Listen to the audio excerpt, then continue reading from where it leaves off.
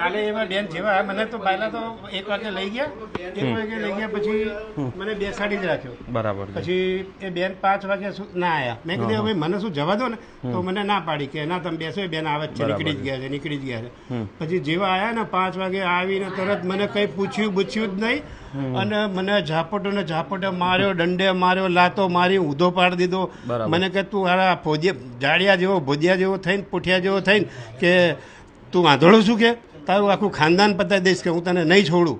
મને એટલું બધું ખરાબ શબ્દમાં વાત કરીને ગાળો તો એટલી બધી બોલી છે કે આપણને શરમ આવે સાંભળતા. એટલી ગંદી ગાળો બોલી. બરાબર છે. અને પછી ત્યાંથી કોઈ પેલા પીએસઆઈ બેન આવ્યા, પીઆઈ બેન યુનિવર્સિટી વાળા, એમને કીધું એ બેન તમે અમને હાથ ના અડાવતા, આમ છે તેમ છે. પછી એ મને છોડ્યો. એમ અત્યારે જે બેન આવ્યા હતા એ કોણ હતા? એમનો અવાજ ઓળખી એ બે ઓળખી ગયો, એ જ બેન હતા. અને એમણે જ તમને માર્યો? એમને જ મને બહુ માર્યો. અત્યારે આવીને એમણે શું કહ્યું તમને? અત્યારે આવીને કે ભાઈ હું એના માટે આવ્યું છું, બોલો શું કરું? સમાધાન માટે આવ્યા હતા, પણ મારે સમાધાન નથી કરવું. પણ કઈ બાબતનું સમાધાન? માર ખાઈને સમાધાન? માર ખાઈને સમાધાન, બસ એ જ. સાચી વાત છે. બરાબર. તો શું કીધું તમે એમણે? એમનું શું કહેવું છે? પછી તો જતા રહ્યા તરત તમે આવ્યા ને, એટલે કંઈક બહુ પૂરી વાત ના થઈ. બરાબર છે. પણ મારે પૂરેપૂરું કરવાનું છે. તમારે શું કરવાનું? મારે પૂરેપૂરો ન્યાય લેવાનો.